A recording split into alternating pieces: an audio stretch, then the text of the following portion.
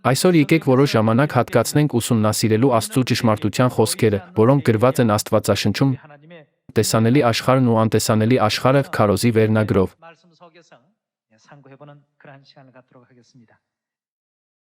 Եկեք նայենք Կողոսացիներին 3-րդ գլխի առաջին համարին։ Արդ եթե Քրիստոսի հետ հարություն առաք, ապա փնտրեք այն, ինչ վերում է, որտեղ Քրիստոսն է, Աստծո աջ կողմում նստած։ Վերում եղած բաների մասին մտածեք ոչ թե այն, ինչ երկրի վրա է։ Որովհետև դուք մեռաք, ու ձեր կյանքը ծածկված է Քրիստոսի հետ Աստծու մեջ։ Տեսնելով այստեղ տրված խոսքերը, մենք կարող ենք հասկանալ, որ մենք Աստծո սրբերս, ովքեր հարություն են առել Քրիստոսի հետ,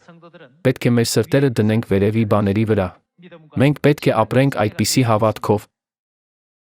Եթե մեր միտքը չդնենք վերևի բաների վրա, ապա անընդհատ կմտածենք երկրային բաների մասին, և ի վերջո կկորցնենք անտեսանելի աշխարհի հավերժական բաները։ Հետևաբար, Աստված սովորեցնում է մեզ մեր սրտերն ու միտքը դնել վերևի բաների վրա, ոչ միայն այս երկրի տեսանելի բաների վրա։ Մենք պետք է կարողանանք առաջնահերթ համարել անտեսանելի աշխարհի բաները։ Օրինակ, եթե ինչ-որ մեկը բռունցքներով կռվի է բռնվում, մենք կարող ենք հասկանալ, որ տեսանելի հետևանքի ետևում անտեսանելի աշխարհում պետք է որ պատճառ լիներ։ Ատելության զգացումը, անտեսանելի տարրը, առաջին հերթին գոյություն է ունեցել այդ մարդու սրտում։ Նմանապես, հոգևոր աշխարհում իրերը նախ տեղի են ունենում, ապա դրսևորվում են ֆիզիկական ոլորտում։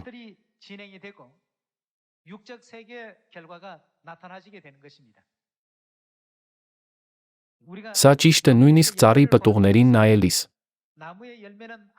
Ծառի պտուղը, նախքան շոշափելի արդյունք դառնալը, առաջանում է նրա անտեսանելի արմատների ազդեցության շնորհիվ։ Երբ արմատները կլանում են սննդանյութերը,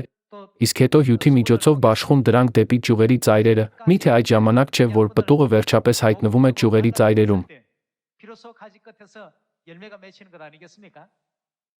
Այնուամենայնիվ, մենք հաճախ նայում ենք միայն պտուղին,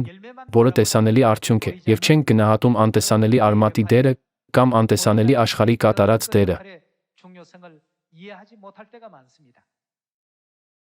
Լավ արդյունքների հասնելու համար մենք նախ պետք է հասկանանք անտեսանելի աշխարհը ունենանք այն ընկալելու հավատ։